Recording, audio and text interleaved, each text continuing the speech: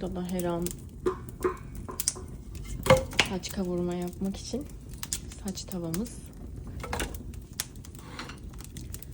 Et yemeyi çok seviyoruz